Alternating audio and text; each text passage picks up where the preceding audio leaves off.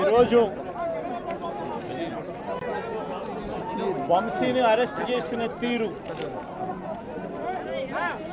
వంశీ మీద పెట్టిన false case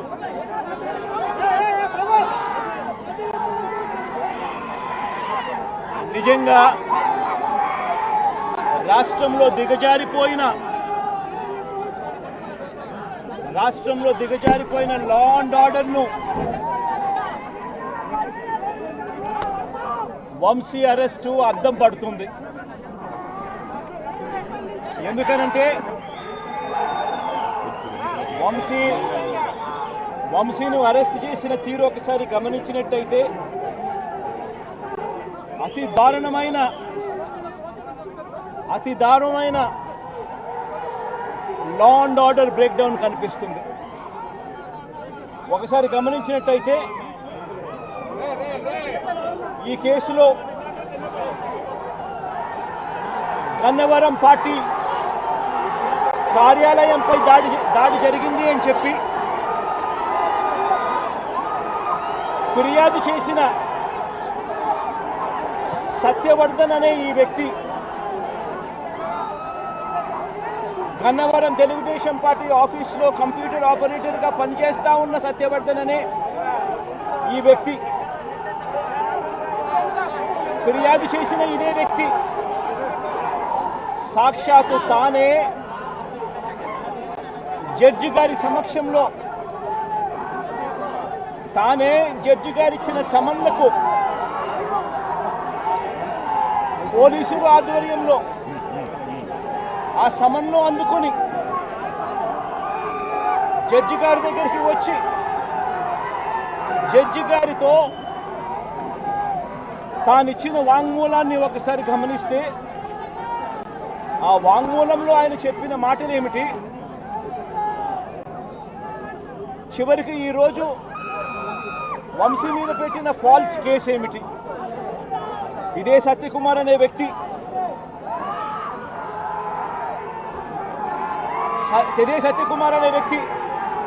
judge గారు జడ్జి గారి సమక్షంలో సత్యవర్ధన్ అనే వ్యక్తి వంశీ ఎలాంటి తప్పు చేయలేదు అని చెప్పినప్పటికీ కూడా వంశీ మీద తప్పుడు కేసులు ఈరోజు బనాయించడం జరిగింది. ఒకసారి ఈ కేసుకు సంబంధించి ఘటనలు ఒకసారి గమనించాల్సిన అవసరం ఉంది. ఫిబ్రవరి 19వ తారీఖున 2023 మంగళగిరిలో టీడీపీ హెడ్ ఆఫీసులో పట్టాభి అనే వ్యక్తి చేత వంశీ మీద భరించలేని విధంగా బూతులు తిట్టించారు చంద్రబాబు నాయుడు గారు. మంగళగిరి తెలుగుదేశం పార్టీ హెడ్ ఆఫీసులో ఫిబ్రవరి 19, 2023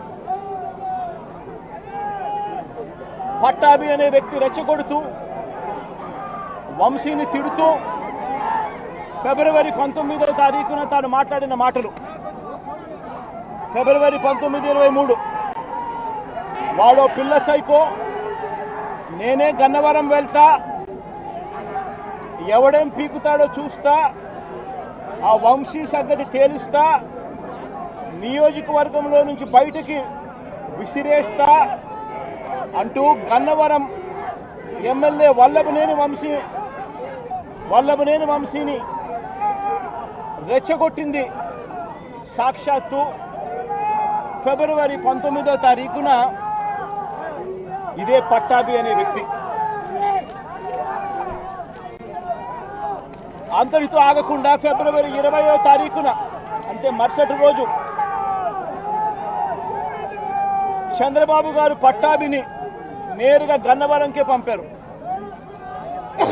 గన్నవరంకే పంపి గన్నవరంలో ఆయన అక్కడికి వెళ్ళి గన్నవరంలో మళ్ళీ ప్రెస్ మీట్ పెట్టి మళ్ళీ వంశీని మళ్ళీ తిట్టి అదే గన్నవరంలో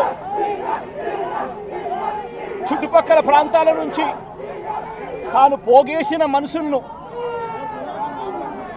తాను వెంట పెట్టుకొని ప్రెస్ మీట్లో మరొకసారి వంశీని తిట్టి ఒక ప్రొసెషన్గా వైఎస్ఆర్సీపీ ఆఫీసును అటాక్ చేయడం కోసం ఫిబ్రవరి 20వ తారీఖున ఇదే పట్టాభి బయలుదేరిన ఈ ఘటనలో ఇదే పట్టాభి ఫిబ్రవరి 20వ తారీఖున వైసీపీ ఆఫీసుకు తాను మనుషులతో ప్రొసెషన్గా తాను అక్కడికి వెళ్ళి ఆ రోజు పార్టీ బయట ఉన్న ఒక దళిత సర్పంచ్ సీనయ్య అనే వ్యక్తిని కూడా పట్టాభి వాళ్ళ మనుషులు దాడి కూడా చేయడం జరిగింది. ఈ దాడి జరుగుతా ఉన్న నేపథ్యంలో ఉద్రిక్తతల మధ్య పోలీసులు కూడా నిర్వహించేదానికి విశ్వ ప్రయత్నం కూడా చేశారు. ఆ చేసిన విశ్వ ప్రయత్నంలో సిఐ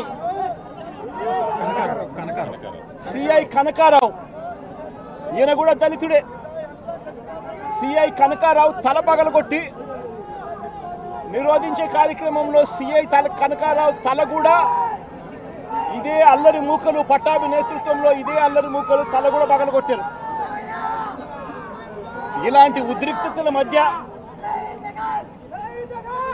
ప్రతిచర్యగా తెలుగుదేశం పార్టీ వాళ్ళు ఇటువైపున రావడం, ప్రతిచర్యగా వైసీపీ వాళ్ళు కూడా అటువైపున వెళ్లే కార్యక్రమం జరగడం, ఈ ఘటన జరిగింది. రెండు వైపులా ఆ రోజు పోలీసులు కేసు పెట్టారు. వైసీపీ ప్రభుత్వం అధికారంలో ఉంది, అయినా కూడా వన్సైడెడ్గా కేసులు వాళ్ళ మీద పెట్టలేదు. రెండు వైపులా కేసులు పెట్టారు, రెండు వైపులా ఉన్న వాళ్ళ మీద కేసులు పెట్టారు.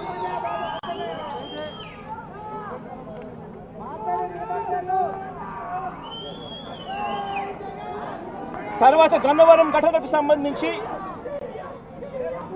అప్పటి పోలీసులు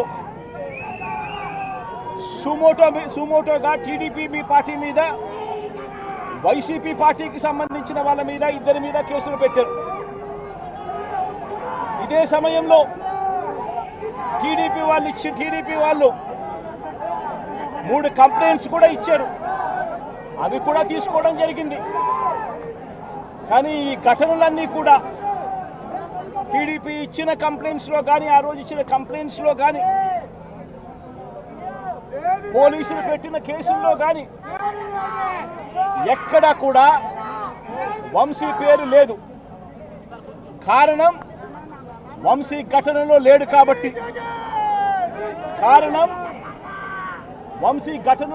కాబట్టి, ఘటనా స్థలంలో తాను లేడు కాబట్టి వంశీ పేరు ఎక్కడ ఎవరు కూడా చెప్పలేదు. తెలుగుదేశం పార్టీ ఇచ్చిన కంప్లైంట్స్లో కానీ, పోలీసులు పెట్టిన కేసుల్లో కానీ ఫిబ్రవరి 22వ తారీఖున అంటే ఫిబ్రవరి 20వ తారీఖున ఇది జరిగింది. ఇది జరిగిన 2 రోజుల తర్వాత గన్నవరం టీడీపీ ఆఫీస్ ఆపరేటర్గా, డేటా ఎంట్రీ ఆపరేటర్గా పనిచేస్తా ఉన్న సత్యవర్ధన్ అనే ఈ దళిత యువకుడిని మంగళగిరిలోని టీడీపీ ఆఫీసుకు చంద్రబాబు నాయుడు గారు మనుషులను పిలిపించుకొని ఈ సత్యవర్ధన్ అనే వ్యక్తి ద్వారా మరో కంప్లైంట్ కూడా ఇప్పించారు. తెల్లటి కాగితం మీద ఆయనతో సంతకం తీసుకొని మరో కంప్లైంట్ కూడా ఇప్పించారు. దాని ఆధారంగా ఎస్టీ ఎస్టీ కేసు కూడా పెట్టారు. కానీ ఆ ఇచ్చిన ఆ కేసులో కూడా, ఆ సత్యవర్ధన్ ఇచ్చిన ఆ కేసులో కూడా అప్పటికి కూడా వంశీ పేరు ఎక్కడా కూడా లేదు. కారణం వంశీ అక్కడ లేడు కాబట్టి, ఘటనా స్థలంలో లేడు కాబట్టి. ఫిబ్రవరి 23వ తారీఖున సత్యవర్ధన్ నుంచి పోలీసులు ఫిబ్రవరి 23, 2023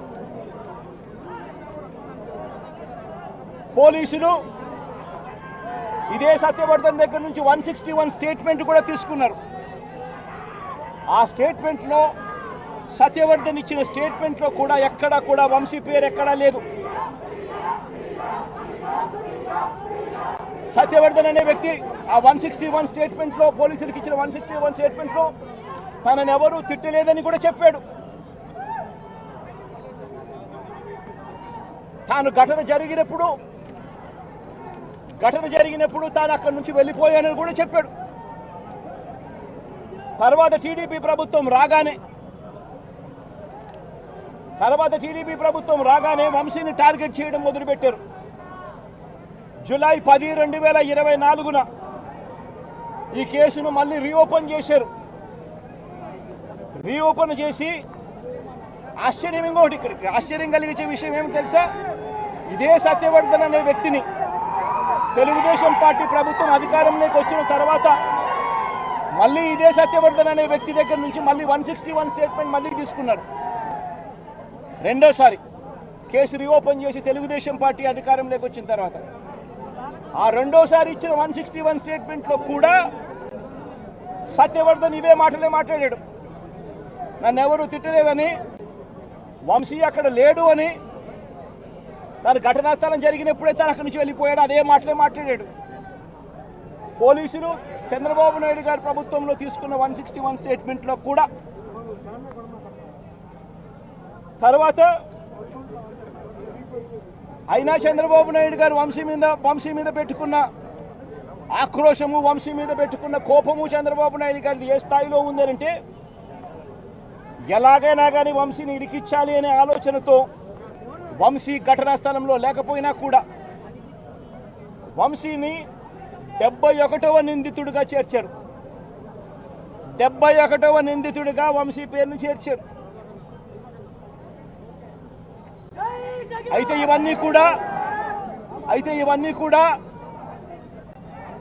ఇవన్నీ కూడా బెయిలబుల్ అఫెన్సులు కాబట్టి బెయిల్ కోసం వంశీ హైకోర్టుకు, యాంటిసిపేటరీ బెయిల్ కోసం వంశీ హైకోర్టును ఆశ్రయించాడు. కాబట్టి చంద్రబాబు నాయుడు గారు ఎట్టి పరిస్థితుల్లోనూ వంశీని అరెస్ట్ చేయాలనే ఉద్దేశంతో, బెయిల్ రాకూడదు అన్న ఉద్దేశంతో చంద్రబాబు నాయుడు గారు కుట్రను ఇంకా ముందుకు తీసుకెళ్లారు. గన్నవరం పార్టీ ఆఫీసును తగలబెట్టే ప్రయత్నం చేశాడు అని చెప్పి మరో ఫాల్స్ కేసు ఒకటి బుక్ చేయడం మొదలుపెట్టాడు. తెలుగుదేశం పార్టీ ఆఫీస్ అట కాల్చే కార్యక్రమం అట జరిగింది అని చెప్పి ఏకంగా చంద్రబాబు నాయుడు గారు అనే వ్యక్తి మరో ఫాల్స్ కేసు, మరో కట్టుకథ అల్లాడు. ఆఫీసును తగలబెట్టే కార్యక్రమం చేసినప్పుడు ఆ ఆఫీసు ఎవరిది అని చెప్పి, ఆ ఆఫీసు ఎస్సీ ఎస్టీలకు సంబంధించిన ఆఫీస్ వారిదే ఓనర్లు అయితే అప్పుడు ఇది నాన్ బెయిలబుల్ సెక్షన్స్ కిందికి వస్తుంది, ఎస్సీ ఎస్టీ కేసు పెట్టచ్చు అనే ఉద్దేశంతో ఏకంగా తెలుగుదేశం పార్టీ ఆఫీసు ఎస్సీ ఎస్టీలదని చెప్పి ఇంకో దొంగ కేసు, ఎస్టీ ఎస్టీలదే అని చెప్పి ఇంకొక దొంగ వాంగ్మూలాన్ని కూడా ఇచ్చేశారు ఇదే పెద్ద మనిషి చంద్రబాబు నాయుడు గారు. వాస్తవం ఏమిటంటే తెలుగుదేశం పార్టీ కాలబడింది లేదు. తెలుగుదేశం పార్టీ ఒక ఎస్సీ ఎస్టీకి సంబంధించిన వ్యక్తికి సంబంధించిన ఆఫీస్ బిల్డింగ్ కూడా కాదు. తెలుగుదేశం పార్టీ ఆఫీసు కడియాల సీతారామయ్య గారు అనే ఎస్సీ కాదు, ఎస్టీ కాదు, కనీసం బీసీ కూడా కాదు, చంద్రబాబు నాయుడు గారికి సంబంధించిన వ్యక్తి, ఆయన బిల్డింగ్ అది. అంటే అక్కడ కూడా చంద్రబాబు నాయుడు గారు ఉద్దేశపూర్వకంగా వంశీకి బెయిల్ రాకూడదు అని, నాన్ బెయిలబుల్ కేసు కింద దీన్ని మార్చాలి అనే ఉద్దేశంతో చేసిన మరో కుట్ర ప్రయత్నం. మరోవైపు ఈ కేసులో దాదాపుగా 94 మంది మీద కేసు పెడితే చంద్రబాబు నాయుడు గారు నెలల తరబడి వైఎస్ఆర్సీపీ నాయకులు వేధించాలనే ఉద్దేశంతో ఇంకా 44 మందికి ఇంకా బెయిల్ రాకుండా చంద్రబాబు నాయుడు గారు అడ్డుకుంటా ఉన్నారు. ఒక హక్కుగా బెయిల్ రావాల్సిన చోట నెలల తరబడి బెయిల్ రానివ్వకుండా అడ్డుకుంటా ఉన్న పరిస్థితి చంద్రబాబు నాయుడు గారు. ఇదే సత్యవర్ధన్ అనే వ్యక్తి మెజిస్ట్రేట్ దగ్గరికి తాను వచ్చి జరిగిన ఘటన గురించి మెజిస్ట్రేట్ దగ్గర వాంగ్మూలం తాను ఇచ్చేస్తే మిగతా వాళ్ళందరికీ కూడా బెయిల్లు వస్తాయి అనే ఉద్దేశంతో పోలీసులు చంద్రబాబు నాయుడు గారు ఇద్దరు కూడా కుట్ర పన్ని సత్యవర్ధన్ అనే వ్యక్తిని 20 సార్లు మెజిస్ట్రేటు రమ్మని సమన్లు పంపించినప్పటికీ కూడా ప్రతిసారి దాటేసుకుంటూ రాకుండా ఎగరగొడుతూ పోయాడు. చివరికి జడ్జికు 20వ సారికి ఇన్నిసార్లు సమన్లు ఇచ్చినా కూడా ఈ మనిషి రాకపోవడం అన్యాయము అని పోలీసుల మీద గట్టిగా జడ్జి తిట్టి ఖచ్చితంగా సమన్లు ఇవ్వండి, నెక్స్ట్ టైం వచ్చేట్టుగా ఖచ్చితంగా చూసుకోండి అంటే అప్పుడు మరుసటి వాయిదాకు సత్యవర్ధన్ అనే వ్యక్తి తానంతటి తానే హాజరై ఈ ఘటన జరిగిన సమయంలో ఇంతకుముందు తాను 161లలో ఏదైతే చెప్పాడో అదే విషయాలను మళ్ళీ జడ్జి గారి సమక్షంలో అదే విషయాలే ఆయన తెలియజేశాడు. ఘటన జరిగిన సమయంలో తాను అప్పుడు లేడని, తనను ఎవరూ కులం పేరుతో దూషించలేదు అని, అసలు ఈ కేసుతో తనకు ఎలాంటి సంబంధము లేదని కోర్టుకు తాను మొరబెట్టుకున్నాడు. తాను తన తల్లి ఇద్దరు కలిసి ఆటోలో కూర్చొని కోర్టుకు వచ్చామని, తన స్టేట్మెంట్ వెనుక ఎవరి బలవంతము లేదు అని ఫిబ్రవరి 10వ తారీఖు 2025 ఫిబ్రవరి 10 2025 ఫిబ్రవరి 10న జడ్జి గారి ముందర స్టేట్మెంట్ తాను ఇచ్చాడు. ఫిబ్రవరి 10, 2025 జడ్జి గారి సమక్షంలో తాను ఈ విధంగా స్టేట్మెంట్ ఇచ్చేసరికి చంద్రబాబు నాయుడు గారికి లోకేష్కు వీరిద్దరికీ కూడా మనశ్శాంతి కరువు అయిపోయింది. వంశీని అరెస్ట్ చేయలేకపోతా ఉన్నాము అనే దుర్బుద్ధి వీళ్ళల్లో ఎక్కువ కావడం మొదలుపెట్టింది. వీళ్ళంతా కలిసి పోలీసులతో మళ్ళీ కుట్రబన్నారు. కుట్రబన్ని వీళ్ళు మరుసటి రోజు అంటే ఫిబ్రవరి 11వ తారీఖున వీళ్ళు విజయవాడ పటమట పోలీస్ స్టేషన్లో సత్యవర్ధన్ మీద వీళ్ళు ఒక ఎఫ్ఐఆర్ రిజిస్టర్ చేశారు. ఫిబ్రవరి 11వ తారీఖున సత్యవర్ధన్, వంశీ ఇద్దరి మీద వీళ్ళు ఎఫ్ఐఆర్ రిజిస్టర్ చేశారు. కోర్టును తప్పుదోవ పట్టించారు అని వంశీని, సత్యవర్ధన్ మీద వీళ్ళు తప్పుడు కేసు బనాయించారు. కోర్టును తప్పుదోవ పట్టించారు, తప్పుడు సాక్ష్యం తాను ఇచ్చాడు అని చెప్పి వీళ్ళు ఎఫ్ఐఆర్ రిజిస్టర్ చేసి ఆ ఎఫ్ఐఆర్ రిజిస్టర్ చేసిన కాపీని తీసుకొని పోయి సత్యవర్ధన్ అమ్మను, సత్యవర్ధన్ నాన్నను, సత్యవర్ధన్ అన్నను అందరినీ కూడా బెదిరించి ఫిబ్రవరి 12వ తారీఖున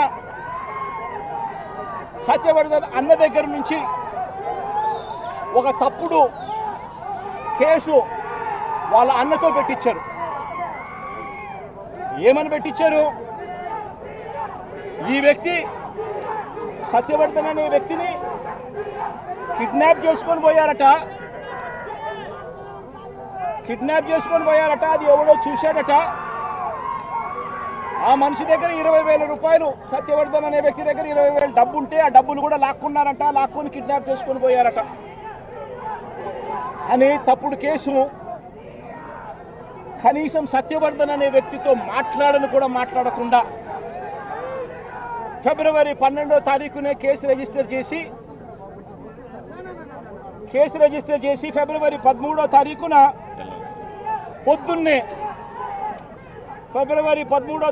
పొద్దున్నే వంశీని అరెస్ట్ చేశారు. సత్యవర్ధన్ దగ్గర నుంచి స్టేట్మెంట్లు తీసుకునింది 13వ తేదీ సాయంత్రం, 13వ తేదీ రాత్రి, 13వ తేదీ సాయంత్రం. అంటే ఆయనకు ముందు స్టేట్మెంట్ కూడా తీసుకోకుండా వంశీని అరెస్ట్ చేయడం, ఆ వర్షన్ను మళ్ళా సత్యవర్ధన్ అనే వ్యక్తితో 13వ తారీఖు సాయంత్రం మళ్ళీ వంశీ ఇలా చేశాడని చెప్పించడం, అది దారుణంగా లా అండ్ ఆర్డర్ను ఏ స్థాయిలో ఉంది అని చెప్పడానికి ఇది ఒక పెద్ద నిదర్శనం. నిజంగా నేను చెప్తా ఉన్నా, ఒక మనిషి ఏదైనా తప్పు చేసిన ఆ వ్యక్తిని శిక్షిస్తే పోలీసులకు ఎవరికైనా గౌరవం ఉంటుంది. కానీ ఇవాళ జరుగుతూ ఉన్నది రాష్ట్రంలో ఏం జరుగుతూ ఉంది? నీకు నచ్చని వాడిని దొంగ సాక్ష్యాలు వీళ్ళే క్రియేట్ చేస్తూ ఉన్నారు, దొంగ కేసులు వీళ్ళే పెడతా ఉన్నారు. దొంగ సాక్ష్యాలు, దొంగ కేసులు పెట్టి ఇల్లీగల్గా మనుషులు తీసుకొని వచ్చి అరెస్ట్ చేస్తూ ఉన్నారు. అరెస్టులు చేసి నెలలు జైళ్ళల్లో పెట్టే కార్యక్రమాలు జరుగుతూ ఉంది. నిజంగా డెమోక్రసీ అన్నది ఏ స్థాయిలోకి దిగజారిపోయిందో చెప్పడానికి అందుకే వంశీ కేసు ఒక ఉదాహరణ అని చెప్తా ఉన్నా. ప్రజాస్వామ్యం నిజంగా ఏ స్థాయికి దిగజారిపోయింది అని అంటే, నిన్న కూడా చూసాం పిడుగురాళ్లలో మున్సిపాలిటీకి సంబంధించి అక్కడ జరిగిన మున్సిపల్ వైస్ చైర్మన్ ఎన్నుకునే ఎన్నిక పిడుగురాళ్లలో 33 మంది ఉంటే కార్పొరేటర్లు 33 మంది వైసీపీనే గెలిచింది. మరి తెలుగుదేశం పార్టీ కార్పొరేటర్ కనీసం ఒక్కడు కూడా లేకపోతే తెలుగుదేశం పార్టీ ఏకంగా పిడుగురాళ్ల వైస్ ప్రెసిడెన్సీ సీటు ఒక్క సభ్యుడు కూడా లేని ఆ సీటును వీళ్ళు సిగ్గు లేకుండా మేమే గెలుచుకున్నాము అని చెప్పుకుంటా ఉన్నారు అని అంటే, నిజంగా పోలీసులు అనే వాళ్ళు చంద్రబాబు నాయుడు గారి హయాంలో ఏ స్థాయికి దిగజారిపోయి ప్రజాస్వామ్యాన్ని కూలీ చేస్తూ ఉన్నారని చెప్పడానికి నిదర్శనం. తిరుపతిలో 49 సీట్లకు 48 సీట్లు వైసీపీ గెలిచింది. తెలుగుదేశం పార్టీ గెలిచింది కేవలం ఒకే ఒక్క స్థానం. అటువంటి చోట డిప్యూటీ మేయర్ పోస్టు పోలీసుల ఆధ్వర్యంలో తెలుగుదేశం పార్టీ వాళ్ళు కార్పొరేటర్లను కిడ్నాప్ చేసుకొని బస్సులో నుంచి కిడ్నాప్ చేసుకొని పోయి డిప్యూటీ మేయర్లను మేమే గెలుచుకున్నామని చెప్పి వాళ్ళు ప్రకటించుకుంటా ఉంటే పోలీసులు ఏ స్థాయికి దిగజారిపోయినారు తెలుగుదేశం హయాంలో అని చెప్పడానికి ఇంకో నిదర్శనం. తుని నియోజకవర్గంలో 30 కార్పొరేటర్ల స్థానాలు 30కి 30 వైసీపీ గెలిచింది. తెలుగుదేశం పార్టీకి కనీసం ఒక్క అభ్యర్థి కూడా లేడు. మళ్ళీ అలాంటి చోట ఎన్నికలు జరిగితే అలాంటి చోట వైస్ ప్రెసిడెన్సీని వయసుని ఎన్నుకునే ఎన్నిక వైస్ చైర్మన్ ఎన్నుకునే ఎన్నిక జరిగితే వైసీపీకి ఎలాగో వైసీపీ వాళ్ళను దౌర్జన్యం చేసి తీసుకునే పరిస్థితి లేకపోయేసరికి తెలుగుదేశం పార్టీ వాళ్ళు ఎన్నికనే పోస్ట్ పోన్ చేశారు. అంటే వీళ్ళకి అనుకూలమైన వాతావరణం వచ్చేదాకా ఎన్నికలు జరపరు. కోర్టు పర్యవేక్షణలో ఉన్న కేసులకు సంబంధించిన పరిస్థితులు ఇవి. పాలకొండలో కూడా అంతే. వైసీపీకి అందులో 17 ఉంటే తెలుగుదేశం పార్టీకి కేవలం 3. మళ్ళీ అక్కడ వైస్ ప్రెసిడెన్సీ అన్నది వైసీపీకి రావాలన్నా తెలుగుదేశం పార్టీకి రావాలన్నా, కానీ వీళ్ళకి అనుకూలత వచ్చేదాకా పోస్ట్పోన్మెంట్లు. ఇలా ప్రతి సందర్భంలోనూ కూడా డెమోక్రసీని కూనీ చేస్తూ ఉన్నారు. పోలీసులను వీళ్ళు ఇష్టానుసారంగా వాడుకుంటా ఉన్నారు. నేను ఇవాళ ఒకటే చెప్తా ఉన్నా, ప్రతి పోలీసు వ్యక్తికి కూడా చెప్తా ఉన్నా, మీ టోపీ మీద ఉన్న 3 సింహాలకు కనిపించే ఆ సింహాలకు సెల్యూట్ కొట్టడం మొదలుపెట్టండి. తెలుగుదేశం పార్టీ నాయకులకు సెల్యూట్ కొట్టడం మొదలుపెట్టి వీళ్ళు చెప్పినట్టుగా చేయడం మొదలుపెట్టి అన్యాయాలు చేయడం మొదలు పెడితే మాత్రం ఎల్లకాలము తెలుగుదేశం పార్టీ ప్రభుత్వమే ఉండదు అని చెప్పి ఇవాళ ప్రతి అధికారికి కూడా నేను తెలియజేస్తా ఉన్నా. రేపొద్దున మళ్ళీ మా అధికారం వస్తుంది. వచ్చినప్పుడు అన్యాయం చేసిన వీళ్ళందరినీ, వీళ్ళ అధికారులందరినీ, అన్యాయం చేసిన ఈ నాయకులందరినీ కూడా బట్టలు కూడా తీసి నిలబెడతామని చెప్పి కూడా ఈ సందర్భంగా తెలియజేస్తా ఉన్నాను. ఎవడిని వదిలిపెట్టేది ఉండదు. ఇదే వంశీని అరెస్ట్ చేసేటప్పుడు సిఐ అన్నాడట, నేను 1.5 సంవత్సరంలో రిటైర్ అయిపోతాను అని చెప్పి. రిటైర్ అయిపోయినా కూడా సప్త సముద్రాల అవతల ఉన్నా కూడా మొత్తం అందరినీ కూడా పిలిపిస్తామని చెప్పి కూడా ఈ సందర్భంగా చెప్తా ఉన్నా. చట్టం ముందు నిలబడేట్టుగా చేస్తాం, బట్టలు ఊడదీస్తాం, న్యాయం జరిగేట్టుగా చేస్తాం అని ప్రతి ఒక్కరికి కూడా తెలియజేస్తా ఉన్నాం. ఈ మాదిరిగా అన్యాయం చేయడం మొదలు పెడితే మాత్రం ఖచ్చితంగా ప్రజలు, దేవుడు ఇద్దరు కూడా వీళ్ళను శిక్షించే కార్యక్రమం ఖచ్చితంగా జరుగుతుందని చెప్పి సందర్భంగా మరొక్కసారి వీళ్ళందరికీ కూడా చెప్తా ఉన్నాం. అన్యాయంలో భాగస్వాములు కావద్దండి. మీ టోపీ మీద ఉన్న సింహాలను గౌరవించండి, వాటికి సెల్యూట్ కొట్టండి, మీ వ్యక్తిత్వాన్ని కాపాడుకోండి అని చెప్పి ఈ ప్రతి అధికారికి కూడా ఈ సందర్భంగా తెలియజేస్తా ఉన్నాం. సెలెక్టివ్గా కొంతమంది లీడర్స్ని టార్గెట్ చేసి అరెస్ట్ చేస్తూ ఉన్నారు. దాన్ని ఎట్లా చూస్తారు? మన పేరుని కానీ ఇవాళ వంశీ, ఇటీవల కొంతమంది అరెస్ట్, నంది సురేష్, ఇట్లా దాన్ని ఎలా చూడాలి? ప్రజాస్వామ్యం కూలిపోతా ఉంది అని చెప్పడానికి ఇవన్నీ నిదర్శనాలు. ప్రతి కేసు ఇల్లీగల్ కేసే. ప్రతి కేసులోనూ కూడా వీళ్ళే బెదిరిస్తూ ఉన్నారు, అవతలోడు బెదిరిస్తూ ఉన్నాడు అని చెప్పి వీళ్ళే కేసులు పెడతా ఉన్నారు. అసలు బెదిరించేది ఎవరిని బెదిరిస్తూ ఉన్నారు? ప్రతి విషయంలోనూ వీళ్ళే. పారిశ్రామికవేత్తలను వదలడం లేదు, రాజకీయ నాయకులను వదిలిపెట్టడం లేదు.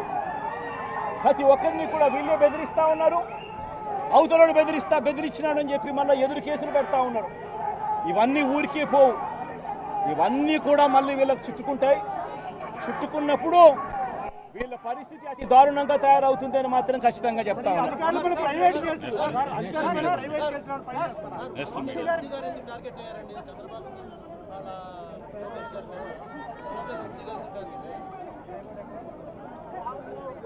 వంశీని ఎందుకు టార్గెట్ చేస్తా ఉన్నారు అనేది చంద్రబాబు నాయుడు గారికి వంశీని చూస్తే తన సామాజిక వర్గం నుంచి ఒక వ్యక్తి ఎదుగుతున్నాడు, చంద్రబాబు నాయుడు గారి కన్నా గ్లామరస్గా ఉన్నాడు, లోకేష్ గారి కన్నా గ్లామరస్గా ఉన్నాడు, ఒక మనిషి ఎదుగుతున్నాడు అని అంటే తట్టుకోలేడు తన సామాజిక వర్గంలోనే. అందుకనే కొడాలి నాని చూసినా ఆ మనిషికి జీర్ణించుకోలేని ఆక్రోశము, వంశీని చూసినా కూడా జీర్ణించుకోలేని ఆక్రోశము. ఎందుకంటే చంద్రబాబు నాయుడు గారి కన్నా చక్కగా ఉంటారు కాబట్టి వీళ్ళిద్దరు. అవినాష్ కూడా పాపం ఎప్పుడో ఒకసారి టార్గెట్ అవుతాడు, ఎందుకంటే లోకేష్ కన్నా చక్కగా ఉన్నాడు కాబట్టి. ఇది చంద్రబాబు నాయుడు గారి మనస్తత్వం.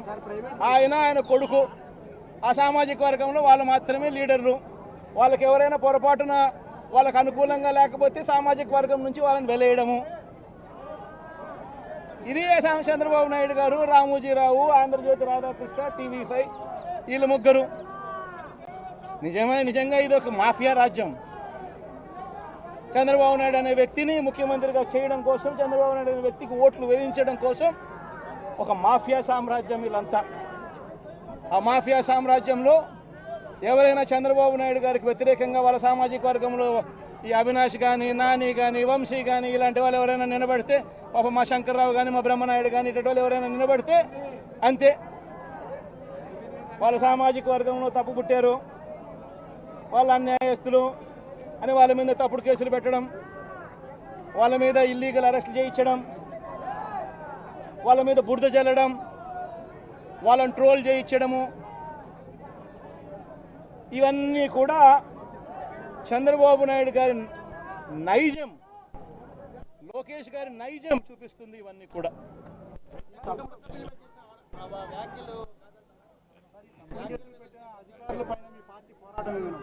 in fact a few words